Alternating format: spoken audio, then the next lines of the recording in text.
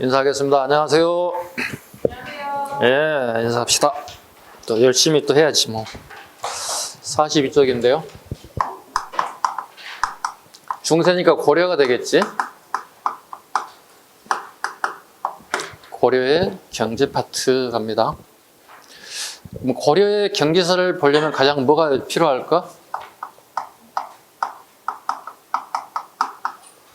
고려사란 책이 가장 우리가 먼저 떠올라야 되겠지. 고려를 대표하는 역사책이니까. 그럼 경제 파트를 공부하려면 고려사에서도 어디를 봐야 될까? 시카지라고 하는 책을 봐야 돼요. 무슨 말인지 모르시는가요? 시카지.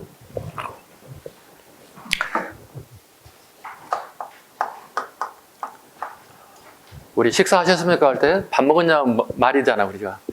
식사하셨습니까? 할 때 식은 뭐라고요? 밥식자예요. 하자는 재하예요. 재하란 얘기는 뭐죠? 돈이에요. 그러니까 고려사의 시카지라는 부분은 고려의 경제에 관련된 얘기다 이렇게 보시면 되겠습니다. 그래서 시카지라는 단어가 쭉 나오게 되면 아, 경제 파트 물어보는구나. 체크하시라고요. 문제를 풀 때 가장 핵심 요령이니까.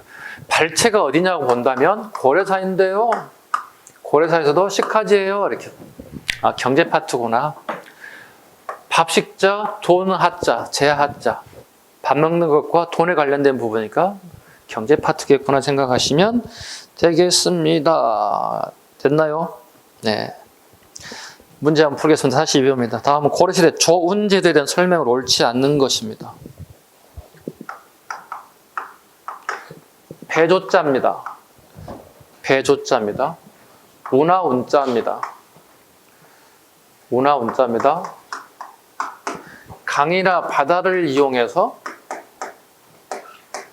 조창에서 경창으로 수송하는 겁니다. 주로 뭘까요? 곡식입니다. 즉 곡식, 구조에 의한 미곡입니다. 쌀에 대한 얘기입니다.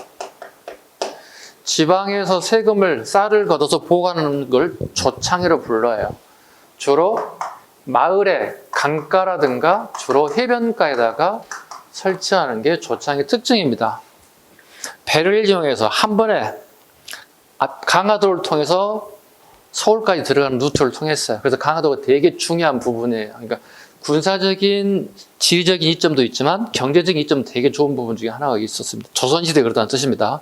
고려시대는 개성이잖아요. 서해안 루트가 되게 중요한 부분이에요. 그래서 지금 고려사이기 때문에 우리 보면 서해안 루트를 통해서 개경까지 가는 길목에 조창을 만들어서 경창, 여기는 개성이 되겠죠. 개경에 옮기는 것을 의미합니다. 조창은 지방에 있고요. 경창은 서울 경차니까 개성, 즉 개경에 있는 걸 의미합니다. 가봅시다. 1번 갑니다. 양계는 조세를 현지 경비로 사용했습니다. 자, 봐봐요. 우리 고려라는 지방 제도가 5도 양계인 건 다 알 거예요. 그죠? 5도 양계. 도를 5개, 양계를 2개. 자, 봐봐. 여기 하나, 여기 하나 이렇게 있다고. 여기를 동계, 여기를 국계라고 부른다고. 뭐 하는 것이죠? 군사 주둔지인 거예요, 여기는. 자, 그러면 이 지역에서 세금을 지방에서 걷긴 걷어요. 오케이? 그런데 이 5도 양계에서 걷었던 이 세금은 기본적으로 그 당시 서울 개경으로 보내지 않습니다. 자체적으로 쓴다는 얘기야. 즉, 봐봐. 군사 비용, 그 다음에 여기서 오는 일세, 사신 접대비로 쓰는 겁니다. 오케이? 양계에서 거둬들이는 세금을 서울로 보내지 않습니다. 왜? 서울로 내려갔다가 다시 올려 보내는데 그 비용과 시간이 더 많이 들어간다는 거예요.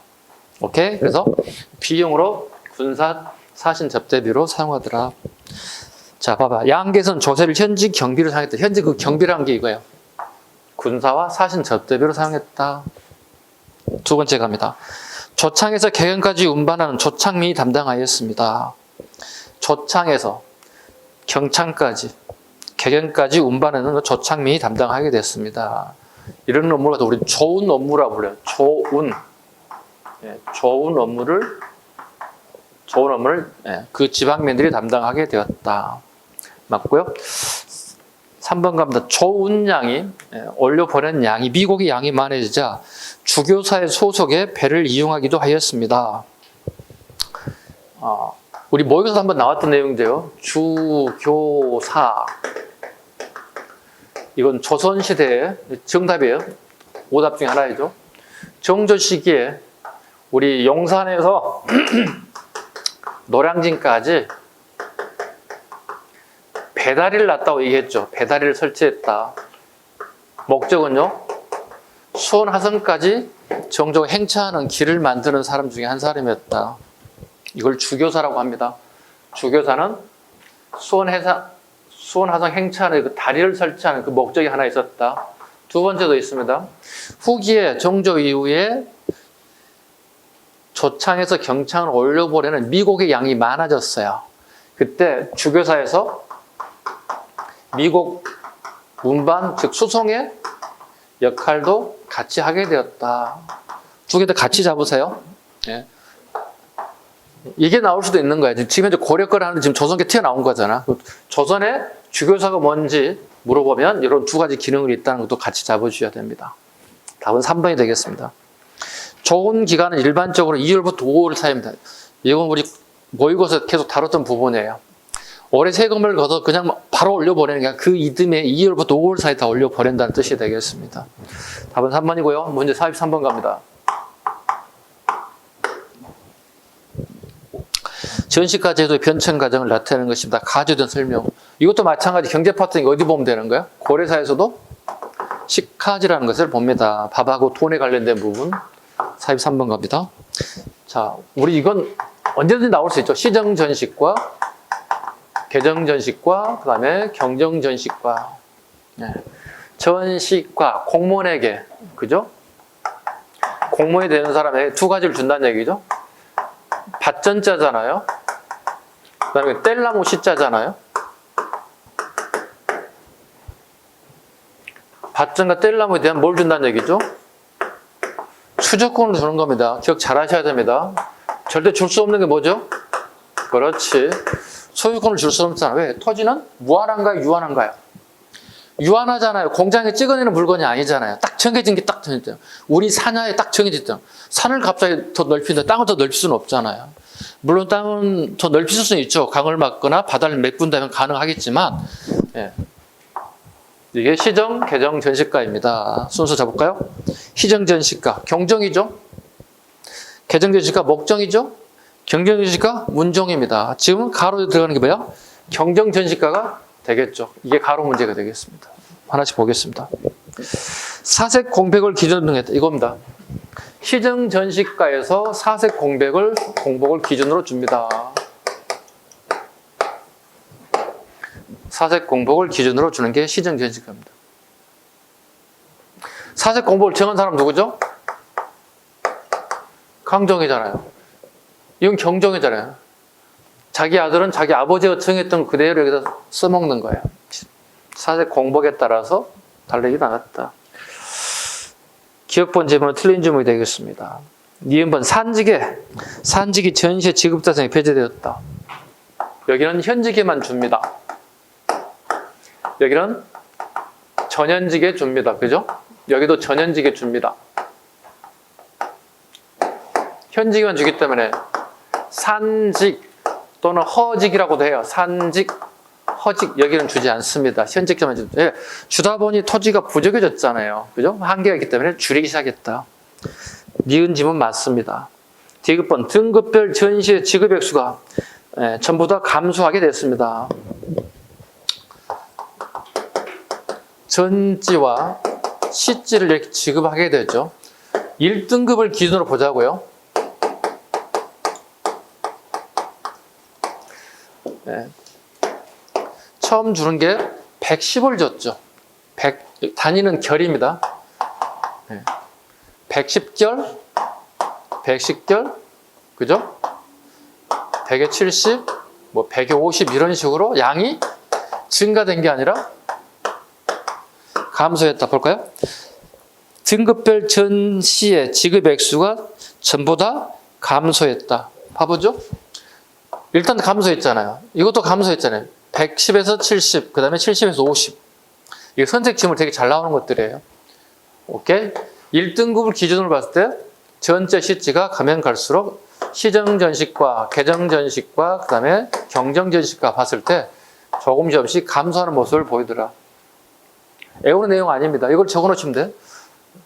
110, 110, 170, 150 줄어들더라. 가면 갈수록 지급량이 줄어들어. 자, 이거 할 때 가끔 물어본다. 전시가가 있고 뒤에 고려말에 과전법이라는 게 있잖아. 그지? 가전법은 얼만큼 지급했을까 물어본다고. 그러니까 시정전시가, 개정전시가, 경정전시가 일명 전시급보다 더 많이 지급했을까 더 적게 지급했을까 물어본단 말이야. 더 많이 지급했나요? 적게 지급했나요? 가전법은? 한 사람만 대답하고 있는데. 더 많이 지급했습니다. 이건 150개월입니다. 비교한다면 이게 더 많이 들어갔다는 뜻이, 뭐 더 많이 지급됐다는 뜻이야.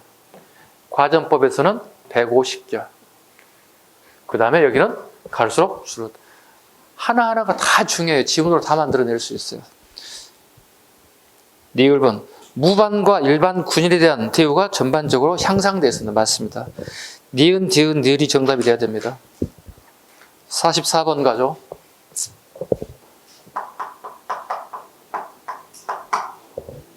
다음과 같은 문화활동을 전후한 시기의 농업기술 발달에 대한 설명을 옳은 것을 보기에서 모두 골라보세요. 서에서 관계는 구양순체 대신 우한 송설체가 유행했다.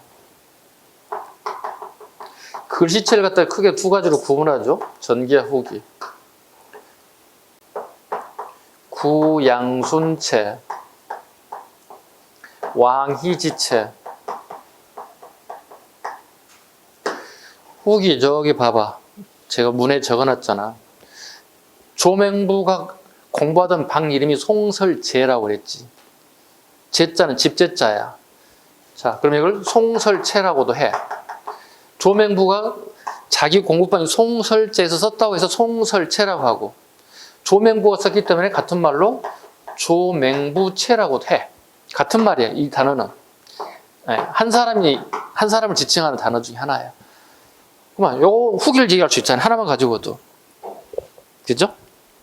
자, 두 번째, 고려 태조 숙종 때까지 역대 임금의 취적을 정리하였다. 이걸 이재현의 사락이라고 얘기하죠. 이재현의 사략. 이것도 후기잖아요. 예? 이것도 후기, 이것도 후기. 공통적입니다. 문제 풀죠. 기억번. 2년 3작에 윤작법이 전차 보급되었다. 2년 3작에 윤작법이 전차 보급되었다. 기억번이죠. 농업 파트에 가장 잘 나오는 게 이거죠. 2년 3작에 농작법이 어떻게 됐는지 본다고요.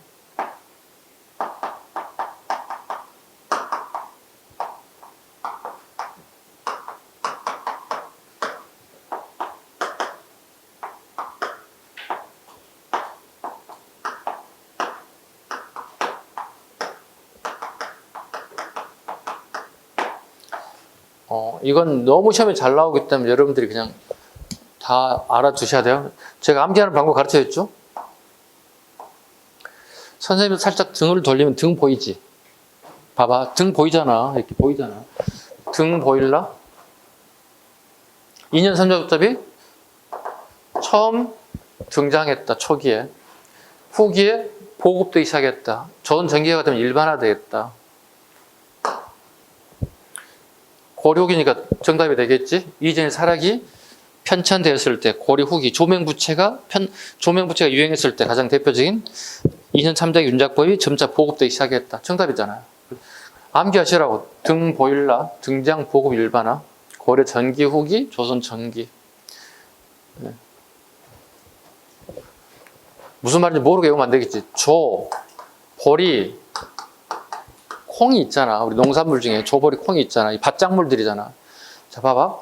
1년, 2년, 3년 계속 조만 하게 되면 어떻게 해? 그 땅이 산성화 돼버린다고. 자, 1년, 2년, 3년 계속 10년 동안 보리만 심어. 이 땅이 썩어버린다. 산성화 돼버린다. 심어도 얘가 살아나지 않는다고. 마찬가지, 콩도 마찬가지. 이유는 질소, 인, 칼륨의 성분이 있어서 요거 하고 이거 다음에 하고 이거 하면 이 두 개, 세 개 합쳐지면 산성화가 안 되고 알칼리 정도를 유지한다는 얘기야. 그럼 계속적으로 지속적으로 농사를 하게 됐다는 이걸 우리가 받아들이기 시작해서 조선 전기가 이게 일반화 돼버린다는 거야. 오케이. 질소인 칼륨이 땅으로 스며들면서 이게 섞이게 되면서 산성을 막아준다는 거. 이게 합쳐지니까. 그래서 최소한도 알칼리는 안 되더라도 중성화까지는 갈 수 있다는 거야. 산성화를 막을 수 있다는 거야. 그러니까 지속적으로 계속 1년 365일, 2년, 3년, 4년 계속 농사 줄 때는 이걸 얘기하는 거야. 이걸 2년 3작의 윤작법이라고 부르는 거예요. 두 번째, 원의 농상지표가 소개되었다. 원의 농상지표가. 그러니까 우리나라에 처음 농법이라는 게 처음 들어온 거야. 원나라의 농업기술서야. 이게 충정왕 때 들어왔어요. 13세기 충정왕 시기에. 그 다음에 우경에 대한 심경법. 우경에 대한 심경법이 등장하게 되었다. 자, 소를 이용해서 밭을 갈았다는 뜻이잖아요. 소를 이용해서 밭을 갈았다. 소우자 밭갈경자. 밭을 깊이 가리했다는 뜻이잖아요. 이게 처음 나온 게 신라 지증왕 때라고.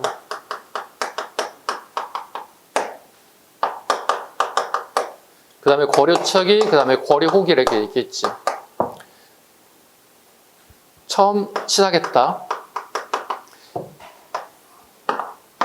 고려 초기에는요, 기록이 없어요. 그러니까 상식적으로 봐봐, 우리가.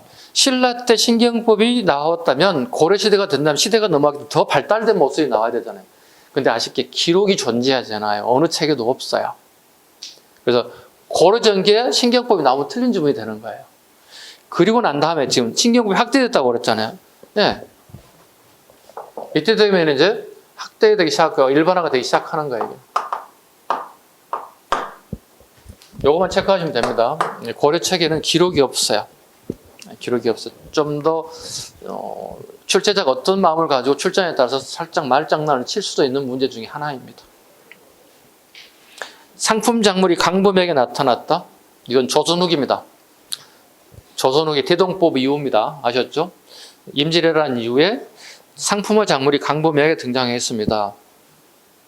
직격에서 1년 열심히 쌀 농사 짓는 것보다 채소 농사가 훨씬 더 수익률을 가져온다는 거야. 그 다음에 논밭 때려치고 여기다 담배 농사를 할 때 훨씬 더 수익이 몇 배가 더 나아진다는 거야. 이게 상품화 작물들이에요. 이건 대동법 이후 조선 후기에 해당되는 겁니다. 이건 그냥 기초적인 거예요.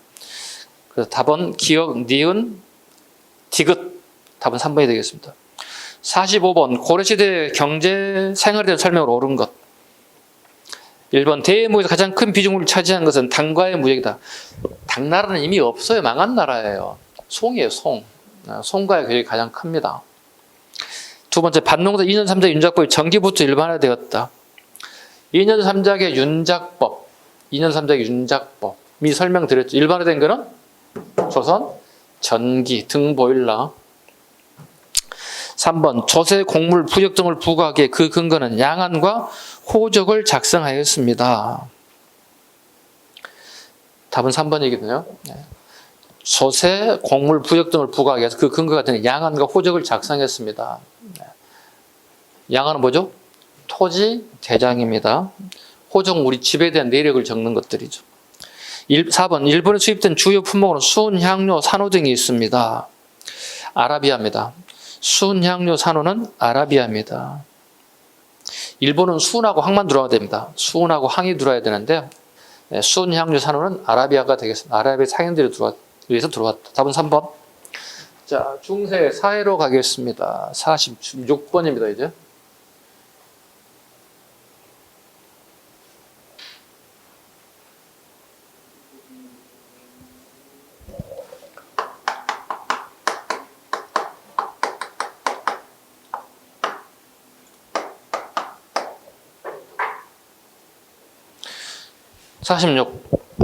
고려시대 친분제도 설명을 옳지 않는 것.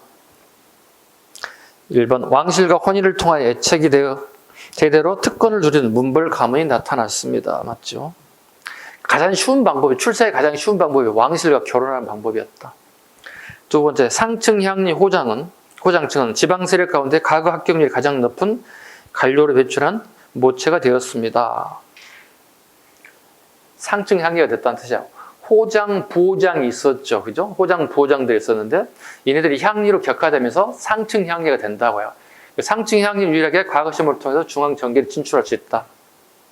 세 번째, 섬이 손쉽게 출세하는 벼슬은 궁궐의 잡무를 맡은 서리층으로 이를 산간이라고 하였습니다.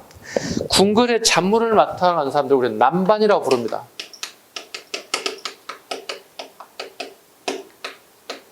궁중의 사무를 담당하는 사람 우리는 남반이라고 불러요. 남반이라고 합니다. 이 사람들은 중인들이죠. 일반 서민들이 아니라 중인들입니다. 3번이 틀렸습니다. 서민 X. 4번 광산에서 일하는 강부를 철간, 어부를 생선간, 소금군을 염부를 염간, 목축하는 사람을 목자간, 뱃사공을 진척이라고 하였습니다. 사회 파트는 그렇게 어렵지 않을 거예요, 여러분들이. 네. 쉽게 다가올 거예요. 자, 고려 향리에 대한 설명으로 옳지 않는 것, 네. 고려 향리에 대한 설명 옳지 않는 것. 향리 문제가 되게 출제가 잘 되죠. 고려 향리만 물어볼 수 있고 조선 향리만 물어볼 수 있고 이걸 두 개를 비교해서 물어볼 수 있어요. 네. 고려 향리와 조선 향리의 공통점 뭐죠? 세습이야, 세습. 부모님이 향리면 본인도 향리예요, 세습이에요. 네. 공통점은 고려와 조선의 공통점은 세습된다. 아버지가 향리면 나도 향리된. 요즘 식 뭐가 되죠? 향리는 지방지 국구 공무원들을 얘기하는 거예요. 쉽게 얘기하면.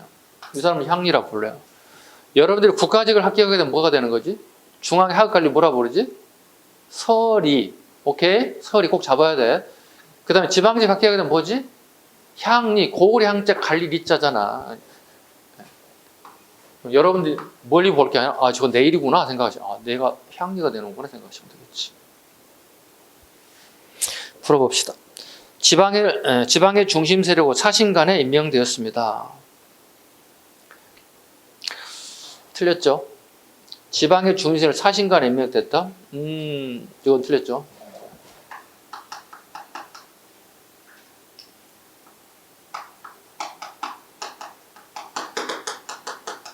이거 태조 때 등장하죠? 네, 태조 때. 자, 예를 들어 봐봐. 선생님 인천 사람이야. 인천 사람이야. 근데 중앙에 진출했어. 중앙에 진출했어. 내가 태조하고 되게 친한 사이야. 통일 과정에 되게 생사를 넘나들 정도 되게 친하게 지냈던 인물이야. 근데 태조 왕건이 인천에 대해서 잘 몰라요. 자기 동네 개성은 되게 빠꾸면 잘할 거야. 빠끔하게 잘할 거야. 근데 선생님이 예를 들어 인천 사람이 어떻게 인천에 있는 사신관으로 파견해서 여기에 인사권을 준다고. 그래서 사신관을 일하면서 호장, 부호장 임명권을 가진다고. 호장과 부호장의 임명권을 나에게 준다고. 그럼 내 측근에 가장 말 잘하는 사람들한테 호장이라도 부호장을 준다는 거지, 이렇게. 인사권이 어떻게 왕이 아니라 사신관에게 넘어가는 거잖아요. 이런 제도를 사신관 제도라고 불러요. 대신에 이런 게 있지. 호장, 부호장이 딴 생각을 할 수 있어. 역모를 생각할 수 있지. 그럼 그에 대한 책임을 왕이 지는 게 아니라 사신관인 선생님이 책임져야 된다고. 그러니까 권한과 책임이 같이 주어지는 자리가 사신관이에요. 그럼 이 사신관 제도가 없어지는 시기는 언제지? 자, 왕이 직접 관리를 임명하게 되면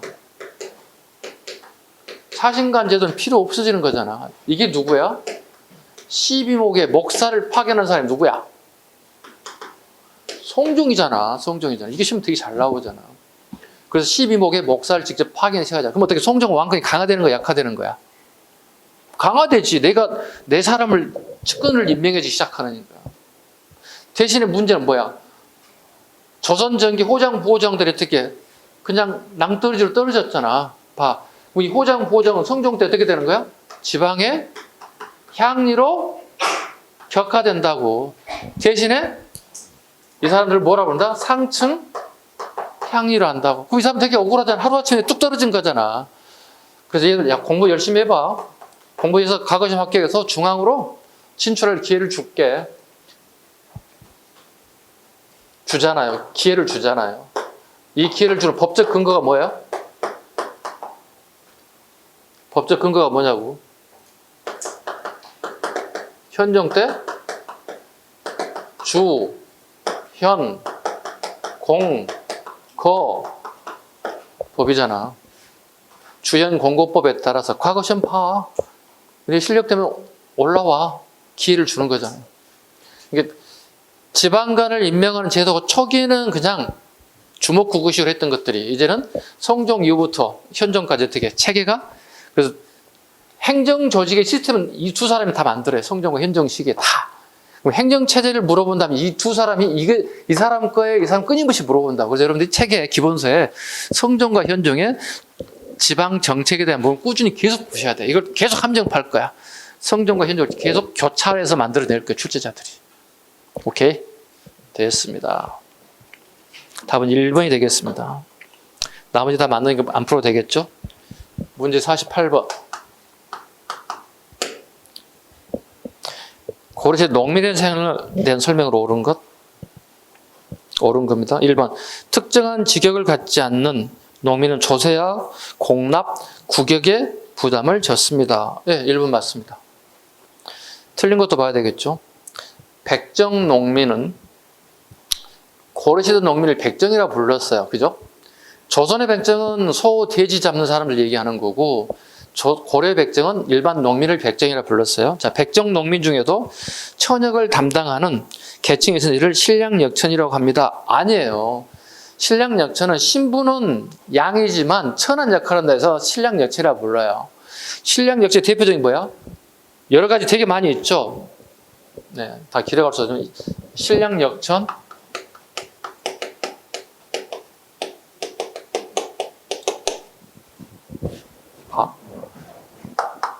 신부는 양이냐, 즉 농민이라는 뜻이지.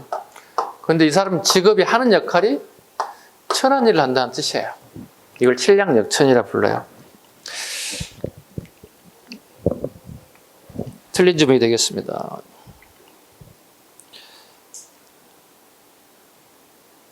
3번. 특정한 죄를 지었을 때 자신의 본거지로 돌아가게 하는 기양형이 있었다. 이건 농민이 아니라 관리들에게 기향형. 이거 뭐예요? 기향, 고향으로 돌아가는 거예요. 네. 즉 다르게 표현하면 고려의 수도는 개성이지 개성이 아닌 지방으로 내려보내는 거예요. 다르게 표현하면 개성에 산다고 하는 것은 엄청난 특권을 가졌다는 거예요. 특권을 내려놓으라는 뜻이 되는 거예요. 그래서 오늘날의 북한의 수도는 평양이잖아요. 평양에 산다는 것은 엄청난 특권을 가지고 있는 거야. 그래서 이북 사람들은, 북한 사람들은 다, 모든 사람이 다 평양에 살고 싶어 하는 거야. 특권을 가지니까. 특권을 내려놔야 한다. 지방으로 내려보냈다. 집으로 내려가세요. 이런 뜻이에요.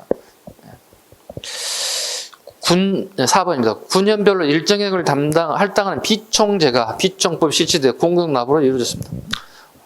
이건 속정이에요. 조선 속정입니다. 비총제는.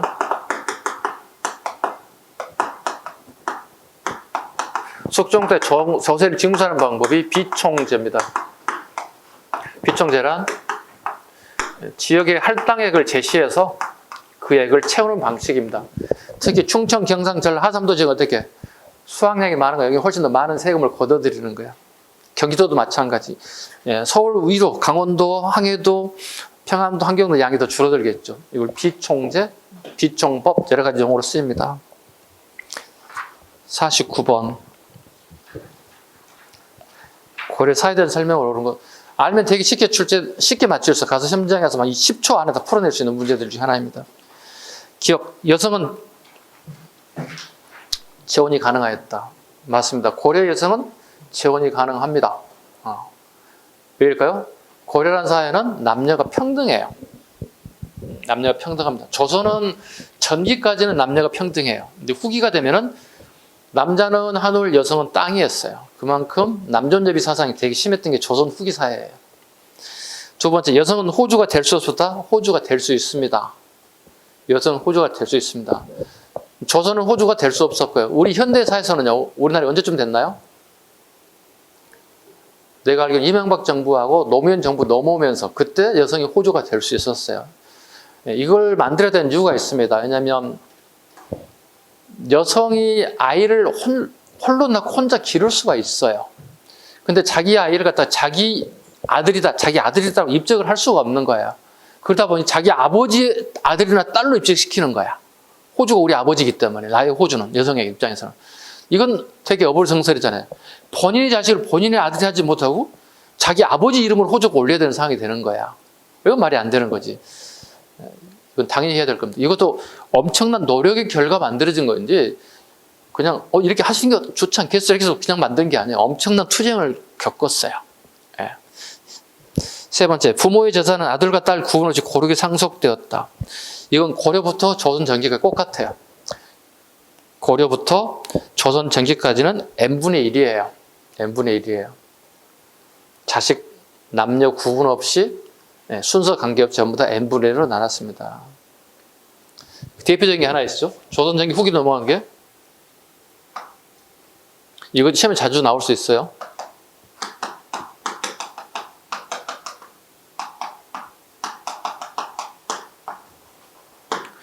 율곡선생 분재기도 이렇게 나오죠.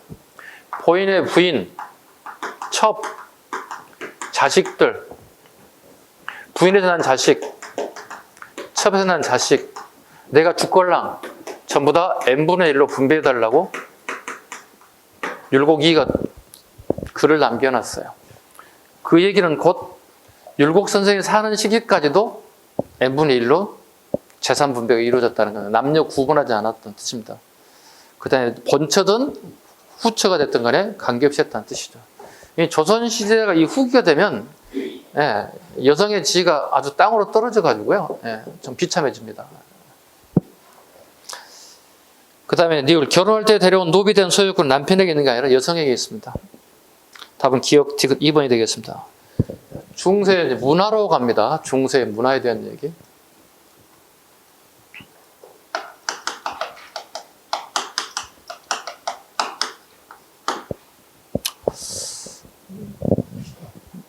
매번 접합니다만 여러분들 항상 하는 얘기가 선생님 문화가 너무 어려워요.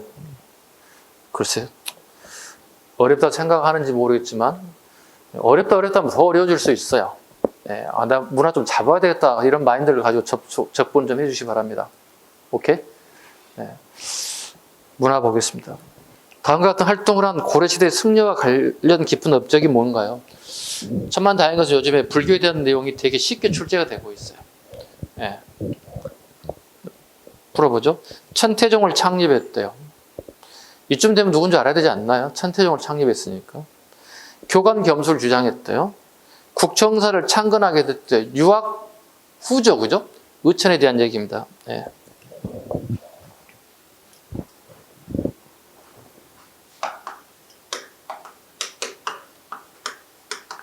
보통 우리 대각국사 의천 이렇게 하죠, 이렇게.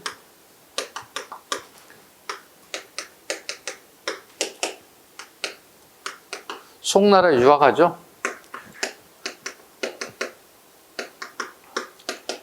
천태종을 공부하고 오죠. 송나라 어디에서 유학하나요? 국청사에서. 수학하고 고려에 귀국하죠. 귀국한 다음에 꼭 같이 뭐죠? 국청사를 창건하죠. 본인이 공부했던 국청사와 본인이 유학을 마치고 온 전례는 똑같아요.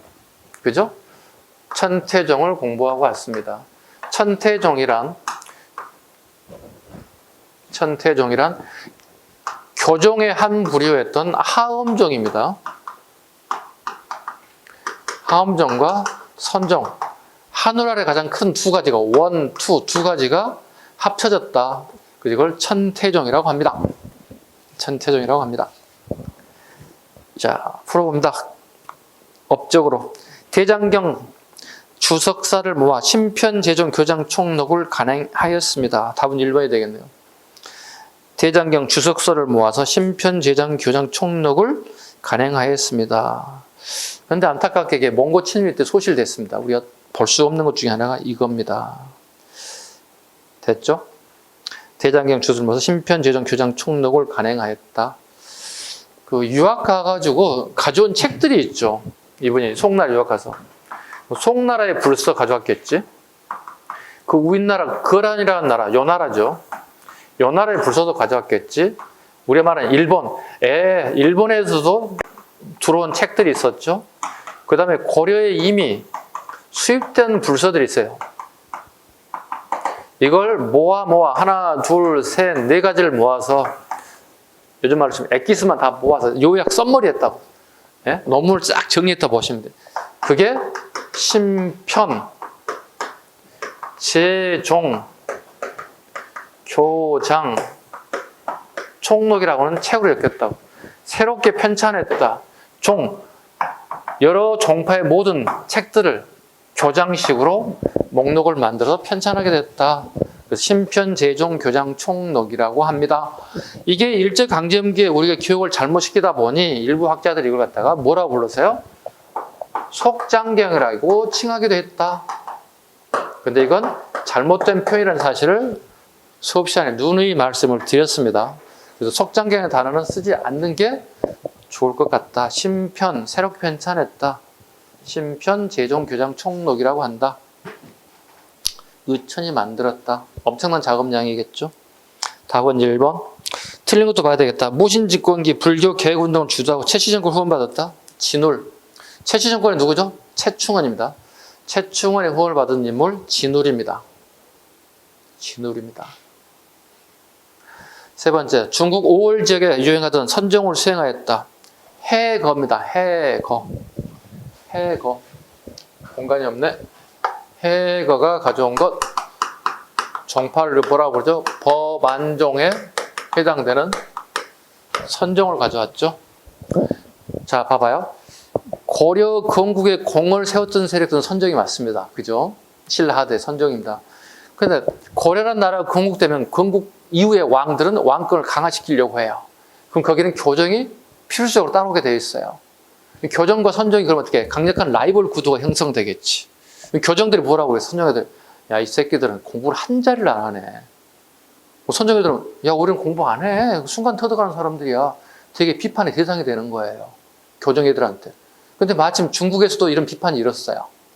근데 마침 중국에서도 비판이 일자, 야, 보는 선정도 만들자. 그래서 이걸 보라 안자 본다는 뜻이야. 우리가 그래 안과 가잖아요. 눈이 아프면. 그래서 불법을 보는 선정을 만들었어. 중국이 유명한 거. 야, 우리 가져와야 되겠다. 이거 가져온 거 해거가 해냈어요. 법안정을. 선정입니다. 기억 잘 하셔야 됩니다. 4번 강종과 더불어 교정 중심으로 불교계를 개편하였습니다. 균여스님입니다. 균여스님입니다. 그 균여스님은 이거 말고 더 나올 수 있는 게 있죠. 네, 균여스님은 이쪽으로 좀 옮겨올까요? 양이 많아집니다. 빨리 넘어가야 되는데. 균여스님 나오면 한 가지 잡아야 됩니다.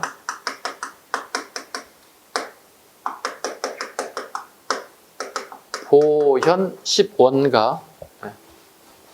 부처님 말씀을 되게 쉽게 풀어놨다고 생각하시면 돼요. 부처의 말을 이렇게 쉽게 풀이했다. 이런 의미를 가지고 있는 보현 10원가. 향가집입니다.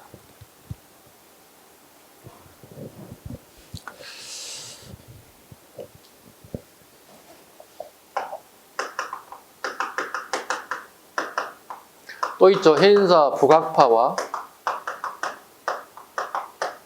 남악파가 해인사 하나에 대립되고 있었죠. 즉 후삼국 시기에서 고려로 넘어오는 이 시점이에요. 해인사가 중요한 이유는 뭐냐면 봐봐요. 신라 하대 고려 초기 넘어올 때 호족들이 지역을 통치했지. 중앙 권력이 약해지면서. 근데 해인사라고 하는 그 어마어마한 큰 절에서는 그 주변에 해인사 주변에 있는 백성들을 지배하고 있었어요. 상식적으로 이해가 안 가죠. 절들이 우리를 지배한다? 스님들을 지배한다? 근데 해인사 주변에 이렇게 나뉘어졌어요. 근데 해인사 내에 북악파와 남악파로 두 개가 나뉘어졌다는 뜻입니다. 이 두 사람들이 치열하게 싸우고 있어요. 근데 나라는 고려라는 나라를 만들고 왕건이라는 사람을 갖다가 왕으로 만들고 싶어 하는데 대신에 후백제라는 나라가 또 있다고. 여기는 견훤이라는 사람이 있다고. 서로 지지하는 세력들이 쉽게 A와 B가 달라져서 해인사 내에 서로 파벌 싸움이 있었다는 거야. 이걸 누가? 균여가 쫓아가가지고 야 고려 만들자. 설득하고 그 다음에 하해시켰다고요. 그래서 만든 게 지금 요건 안 나와 있지만 이 정도 최소한도 우리가 알고 가자는 겁니다.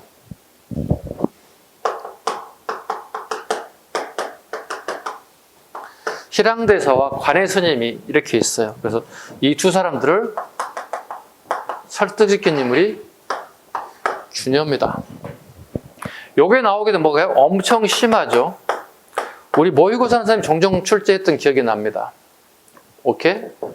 그 다음에 요건 되게 많이 나왔던 기출이에요. 요건 어떻게 나와? 심하기 때문에 난이도가 조금 더 올라갈 것이다. 해인사의 북악파와 남악파에 대한 얘기 나온다면, 그러니까 4분 5일 분열될 수 있었던 이 상황을 균여의 노력으로 인해서 두 개를 갖다가 합쳐서 왕건을 지지하게끔 만든 노력을 기울였다. 뭐 이런 의미를 가지고 있습니다. 다른 사람 다 틀려 여러분 맞으셔야 된다고. 관해하고 희랑대사에 대한 얘기가 나와서 선생님 이거 선생님 맞았네요. 어떡하죠? 좋은 거지. 네, 이 정도까지. 51번 갑니다. 문제 51번입니다. 다음 글에 나타난 역사관에 대한 설명을 옳은 것을 골라보세요. 동명왕은 되겠네요. 동명왕은 키워드 잡았네요. 네. 주몽에 대한 얘기죠. 즉 고구려 건국자에 대한 얘기를 하려고 합니다. 동명왕의 일은 변화가 신의에서 사람들의 눈을 희롱시킨 것이 아니고 실로 나라를 처음 일으킨 신성한 자치이니 이것을 서술하지 않으면 후대 사람들의 장치가 무엇을 볼 것인가. 그러므로 시를 지어 기록하노니 시에 동그라미 쳐야 되겠죠. 우리나라 본래 성인의 고장임을 천하에 알립니다.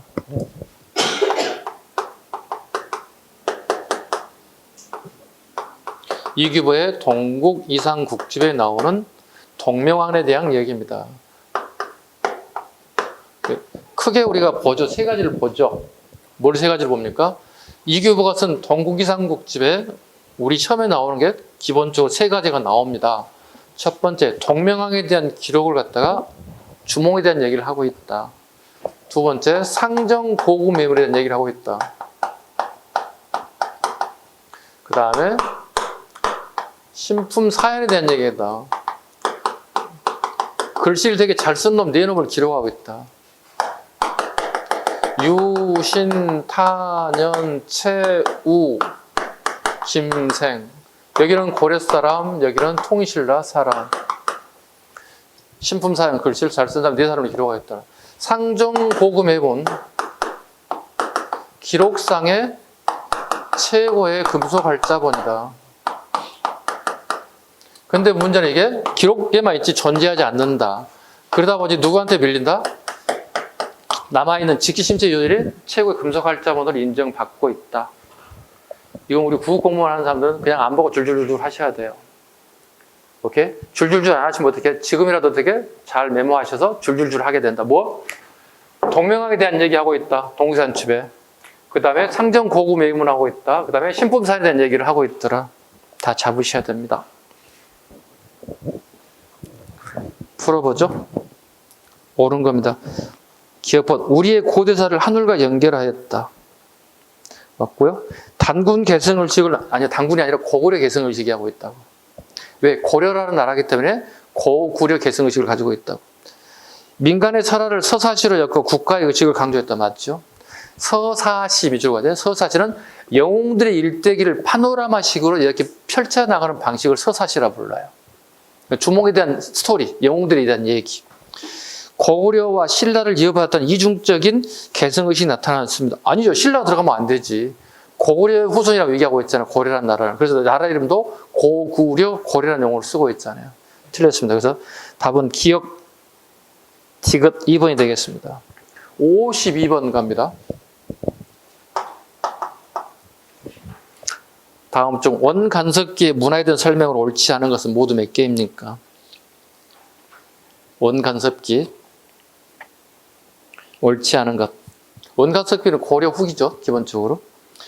서해에서 구양순체가 주류를 이루었다. 아까 이미 설명했잖아요. 구양순체가 주를 이루었다. 구양순체가 아니라 조명부체로 바꿔줘야 되겠죠. 조명부체 때는 또는 뭐라 불러요? 송설체. 저기 문 입구에 적어놨잖아요. 송설체. 송설체. 경천서 10층 석탑은 원나라 라마불 계열 받은 석탑으로 대리석이 아닌 하강암으로 만들었습니다. 하강암으로 만든 대리석으로 만들었어요? 대리석으로 만들었어요. 대리석의 장점이 뭐죠? 조각이 되게 정교하고 정교함을 해서 훨씬 더 아름다운 미를 만들어낼 수 있다는 얘기죠. 그죠? 하강암은 되게 강도가 세서 섬세한 조각을 할 수 없다고 얘기했습니다. 그래서 우리나라에 대리석 딱 두 가지가 있죠. 경천사 10층 석탑과 원각사지 10층 석탑이 대리석으로 만들어서 되게 정교하게 만들었다. 대신 신라의 탑들은 거의 대부분 뭐죠? 하강암이에요. 하강암을 만든 이유는 뭘까요? 그렇지, 많아서. 예. 쉽게 해서 많아서. 주변에 널린 게 하강암이라서. 강도는 강하지만, 그러니까, 석공의 입장이 되게 불편하지. 정으로 두들겨서 만들어야 연장이 없잖아, 그 시기에는. 이렇게 일일이 하나씩 정으로 두들겨서 만들어야 됨에도 불구하고, 쉽게, 흔하게 구할 수 있는 소재기 때문에 하강암을 썼던 것 뿐이에요. 향가 형식을 계승한 경기체가 등장했다. 향가 형식을 계승한 경기체가 등장했다. 대표적인 게 한림, 별곡, 간동, 별곡 이런 것들을 의미합니다.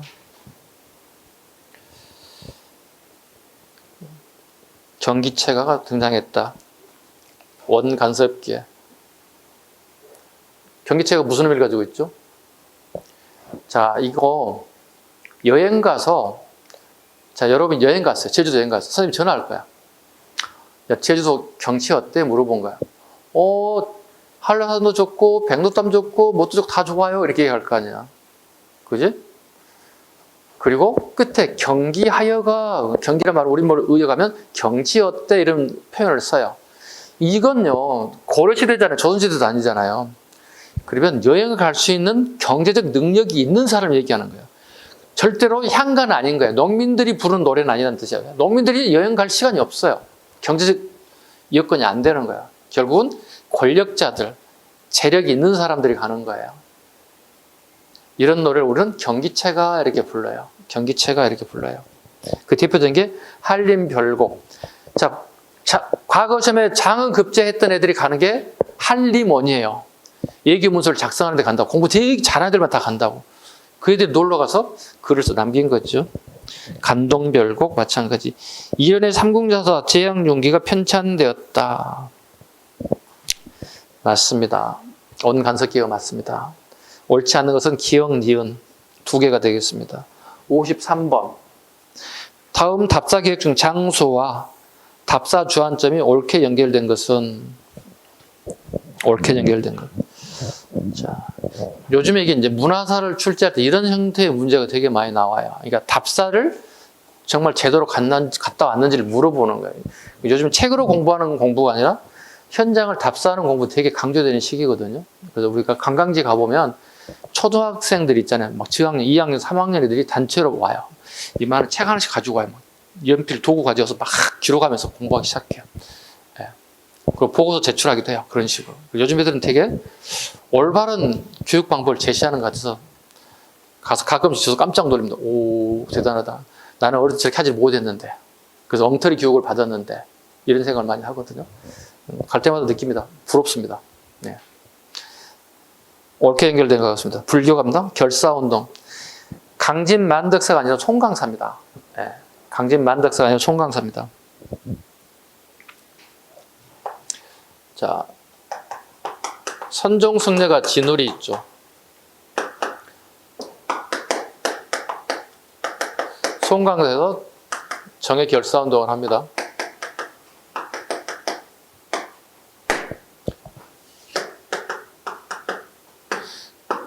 진울의 친구가 있다고 그랬는데 지금 강진만덕사라고 그랬잖아요. 이게 요새입니다.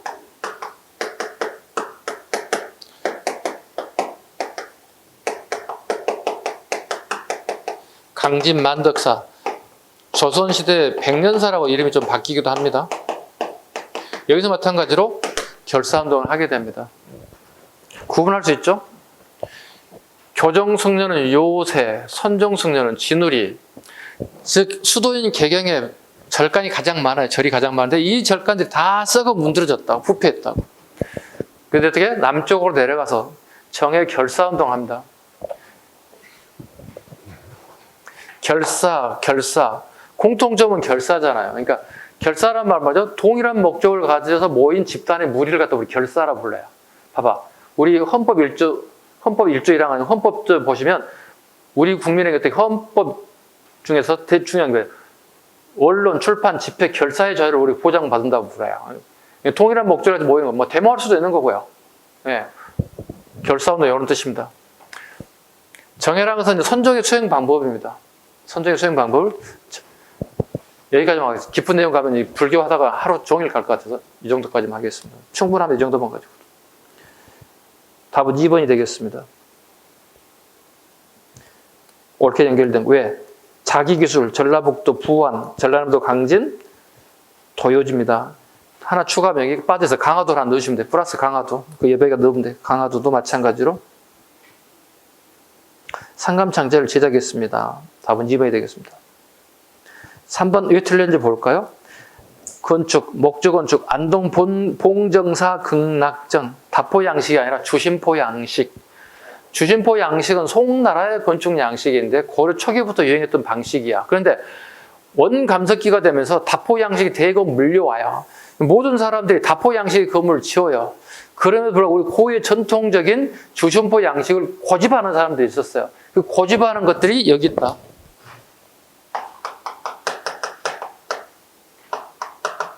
자, 다시 봐. 주심포 양식이란, 잘 봐봐. 고려 전기에 유행했다. 어디에 들어왔다? 송나라에 들어왔다. 후기 봐봐. 후기 되면 원나라에 들어온 양식인데 이걸 뭐라 한다? 이걸 다포 양식이라 한다. 암기상을 얘기했잖아요. 제가 인사하면 어떻게 되게 싸가지 없게 이렇게 하라고 그랬잖아요. 오케이? 한번 해볼까? 제가 인사하겠습니다. 안녕하세요. 예, 아주 그만하게 하도 돼요. 예, 어때서요? 뭐 하자고요? 이렇게 해도 된다고요. 자, 적어볼까요? 제가 안녕하세요 적었습니다. 안녕하세요. 여러분들이 예 그랬어요. 그럼 제가 이렇게 하겠죠. 우리 강릉의 커피가 되게 유명하다고 그러잖아요. 우리 강릉 가서 커피 한잔 하는 거 어때요? 또 대답해야 돼. 예 하시면 된다고. 여기 답이 나와 있잖아요. 주심포 양식 딱 여기 들어가 있잖아요. 안동 봉정사 극락전. 몇 개? 영주, 부석사, 무량수전, and 추가, 조사당, 부석사에 조사당. 요건 필요 없잖아요. 만들어낸 거니까. 예산의 수석사 대웅전. 예산의 수석사 대웅전. 강릉의 객사문. 이게 대표적인 주심포 양식이에요. 수업 시간에 다 배웠지만 그림을 살짝 이렇게 그려보자. 이렇게. 이렇게. 이거 우리는 공포라고 그러지. 공포. 이 건물을 받치고 있는 중심이 되는 축을 만들어주는 게 공포죠. 공포의 의미는 뭐죠? 이 무거운 짐을 유지하기 위한 방법 뭐죠? 힘의 분산이잖아. 지금 여러분이 앉아있는 의자하고 내가 많이 비교했잖아요. 여러분 몸무게 40, 50, 60kg 몸무게를 지탱할 수 있었던 이유는 뭐죠? 의자의 다리가 4개가 돼서 내 무게를 분산시켜준다고 그랬잖아요. 그래서 제가 얘기했잖아요. 여기 의자 가운데 다리만 딱 하나만 나면 어떻게 해요? 여러분? 수업이 집중이 될까요? 이거 균형 잡느라고 정신이 없어. 수업이 안 들어오지. 왜? 넘어지면 안 되니까. 이걸 주심포 양식이라고 한다고. 그 다음에 원나라 간석기에 다포 양식이 들어왔다는 얘기잖아요. 다포 양식 그림을 그려보죠. 이렇게. 자, 이렇게 봐봐요. 기둥을 만들었다고 쳐요. 여기 공포가 들어간다. 이걸 공포라고 부른다고 그랬잖아요. 근데 원나라 간석기에 건물이 화려해지면서 2층, 3층으로 막 올라간다고. 2층, 3층으로 한번 올려볼까? 이렇게 올려볼까? 그럼 그만큼 어떻게 기와가 훨씬 더 양이 많이 늘어날 수밖에 없지. 그럼 이 무게를 하중을 버틸 수 있는 건 뭐야? 힘들어지겠지. 기둥 하나만 가지고는. 그래서 기둥을 하나 더 넣어볼까? 그리고 공포를 하나 더 넣어볼까? 안 되겠네. 하나 더 넣어볼까? 다포 양이 되게 많아졌죠. 그래서 많을 다자를 써서 다포 양식이라 불러요. 응징전, 보강전이에요. 그래서 응보라고 한 게 응진전, 보강전이 가장 대표적인 다포 양식이에요. 이게 원나라 양식이라고요. 그래서 이게 우리의 어디에 영향을 주나요? 조선에 영향을 주게 된다고요. 조선은 주로 궁궐 건축, 그 다음에 성문에 주로 나타나죠. 뭐가? 이 다포 양식이. 근데 좀 더 화려함을, 장식성을 띠게 돼요. 그래서 이걸 또 뭐라 그러죠? 입공 양식. 다포는 다포야. 다포 양식인데 입공 양식으로 발전하죠. 이건 새 날개 있잖아요. 자, 봐. 이렇게 새 날개처럼 쭉쭉 뻗어나간단 말이야. 경복궁 궁궐, 남대문. 오늘 혹시 저녁에 집에 가셔가지고 뉴스가 8시 뉴스는 다 끝날 거야. 근데 YTN이나 연합뉴스는 24시간 하잖아요. 분명히 청와대 뉴스가 탑 뉴스로 나올 거거든. 지금은 청와대가 안 나오겠구나. 대통령이 옮겨가지고 그렇네. 되겠다. 그러면 검색해. 여기 뭐야? 유튜브 같은 데 검색해. 청와대 한번 쳐. 청와대 건물 보면 다포 양식이야. 오케이? 우리 쉽게 접할 수 있는 거야. 예. 근데 궁궐 양축은 다포는 다포인데 뭐라고? 좀 더 심화 발전된 입공 양식, 더 장식성을 가미시키는 양식이 나타나고 있더라. 문화사 부분에 가장 시험에 잘 나오는 게 이거야. 매년 나오는 게 이거야. 여기서 가장 오래된 건축물이 어디야? 자, 봐봐. 내가 안녕하세요 했잖아. 그게 가장 빠른 거야. 어디야, 그러면? 안동? 봉자가 공릉자 가장 올드하다고 제 앞에 넣겠어, 여기다가. 재작년 기출문제잖아요. 가장 오래된 건축물 뭐냐 물어봤잖아요. 주진포 양식에서. 제일 앞에 거 안녕하세요. 제일 앞으로 넣으면 된다고. 간단하다고. 선택지 지문에 장난칠 때도 이거 잡으면 돼. 안녕하세요. 잡으시라고. 하나로 잡으라고. 이거 만드는 되게 오래 걸렸다, 선생님. 안녕하세요. 이거 어떻게 해오지? 어떻게 전달해 주지? 선생님 하나하나 다 가봤고 다 내용을 아니까 문제가 없는데 책으로만 공부하는 수험생 입장에 이게 되게 어려운 난맥상이거든요. 가장 좋은 방법, 기억에 오래 남는 방법은 안녕하세요가 가장 좋은 방법이었어요. 국리에서 나온 게 이겁니다. 그래서 안녕하세요로 해결해 주시고 강릉까지 가시면 됩니다. 커피 먹으러 가시면 됩니다. 오케이? 오케이. 잡혔어요. 금속알짜, 청주 흥덕사, 상정 고구문 등을 인수하게 됐다. 이거 동네 잡아야 돼요. 청주입니다. 가끔 충주라고 말장난 치는 경우가 있습니다. 그래서 흥청 해야 돼. 흥청. 청주 흥덕사의 청주. 거기는 지익지 축제를 해요. 청주에 가면 지익지 축제를 합니다. 흥청하겠죠. 많은 사람들이 모이니까 흥청합니다. 이렇게 외우시면 됩니다. 축제가 벌어진 지익지 축제입니다. 답은 2번이 됩니다. 54. 고려의 불교 정책을 순서대로 나열해 볼까요? 기법사를 창건하여 본찰로 삼았다. 광종. 기법사 광종. 불교계에 관한 사물을 담당하는 관청에 승록사를 설치했다. 왕건. 태조 왕건. 보우가 왕사가 되어 교단을 통합 정리했다. 고려 후기의 공민왕. 니을 부처 힘으로 거란군을 격퇴하고 불교 교리를 정리하고 초조 대장경을 간행했다. 이거 현종. 일단 공민왕께 가장 뒤로 가면 되겠지. 그지? 그래서 제가 고려 공부할 때 항상 이거 외우라고 하잖아.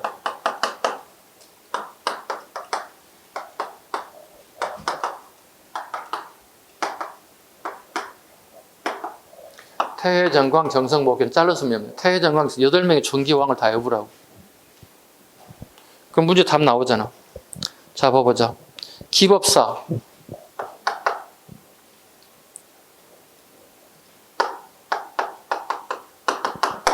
그죠? 그래서 몰라도 이렇게 풀 수 있다. 두 번째 뭐지? 승록사.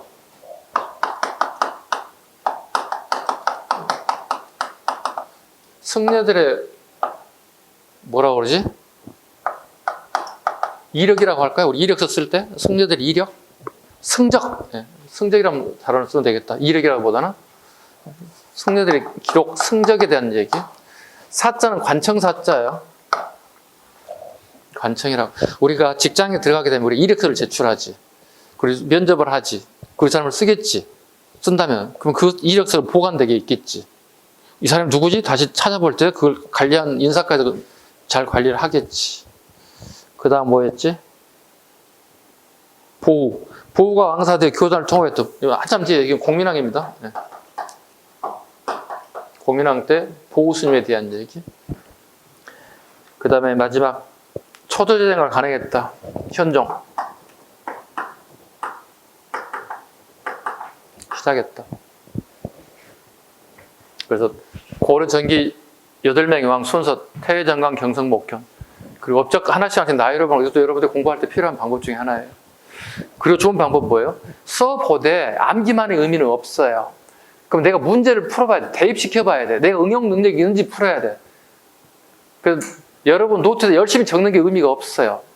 실전에 강해야 돼. 우린 실전에 가는 사람들이지 이력강 하는 거 아니잖아요. 그래서 항상 중요한 건 공부를 하되 문제를 풀어보는 연습을 끊임없이 하라고. 모의고사가 됐든 기출이 됐든 끊임없이 반복. 그래야 실력 늘어납니다. 왜? 시험장 가는데 내가 다 본 문제야. 내가 모의고사 다 본 문제야. 기출에 다 본 문제야. 그럼 답이 어떻게? 5분만 다 풀려진다고. 그렇게까지 어떻게 엄청난 여러분들의 노력이 필요한 거예요. 노력 없이 점수 나온다는 건 있을 수 없습니다. 55번 이거 하나 더 하고 쉬겠습니다. 문화 마무리 하자고요. 자, 다음에 다루건 조작에 대한 설명을 옳은 것을 보기 골라보세요. 딱 봐도 알지 않나요?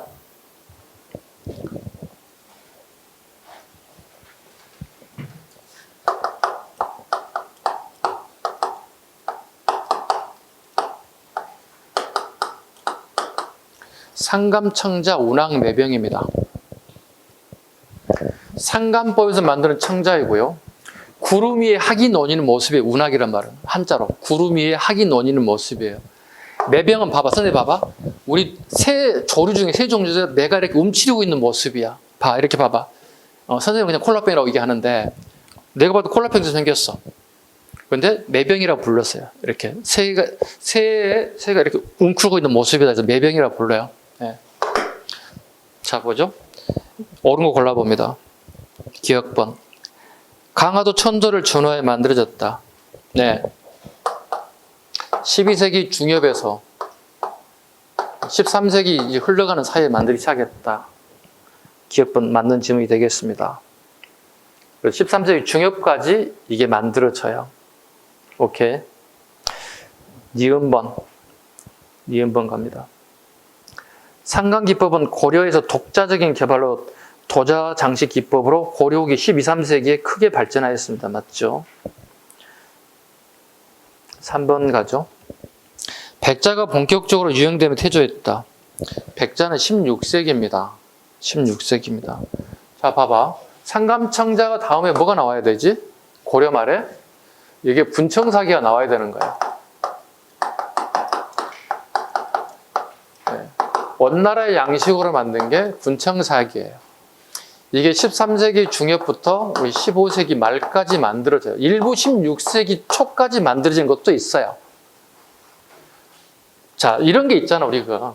시대를 구분할 때. 야, 오늘 15세기 말까지 분청사기를 만들지만 내일부터 16세기거든. 내일부터 이거 만들면 안 돼. 이러진 않거든, 우리가. 아니, 쉽게 해서 우리가 쓰고 있는 휴대폰 봐. 구분을 회사별로 조금 다르긴 하잖아요. 그래서 A1이라 쳐봐. A1, A2, A3, A8이 나오면 야, 오늘까지 A5를 그만 쓰고 내일부터 다 A6만 다 써야 돼. 이러지는 않잖아요. 같이 쓰는 거야. 같이 쓰는 거야. 네. 분청사기가 봐. 상감청자가 만들어지고 분청사기가 만들어졌다고. 그리고 16세기 접어도 뭐가 만들어지는 거야? 백자가 만들어지는 거예요. 백자가. 17세기, 8세기 넘으면 어떻게 되죠? 새로운 게 하나 만들어지죠. 그걸 뭐라 불러? 요 뒤에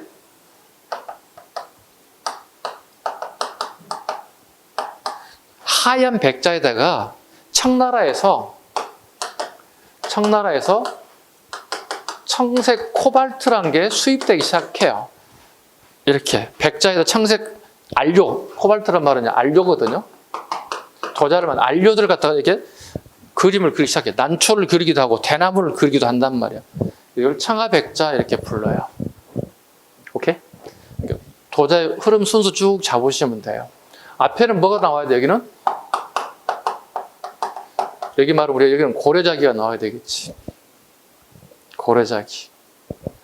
고래자기, 상감청자, 분청사기, 백자, 청하백자. 오케이? 순서 쭉 잡으면 돼요. 시대를 꼭 잡아야 돼. 네. 고려전기에 쭉, 그럼 쭉 잡으시라고. 네. 이렇게. 이렇게 잡으시면 돼요. 키대별 구분 쭉 할 수 있으면 돼요. 오케이. 딱 끝나진 않아. 이렇게 말미에 연결되기도 일부 남는 거예요. 이렇게 조금씩 남는 거야. 자, 문제 풀어봅니다.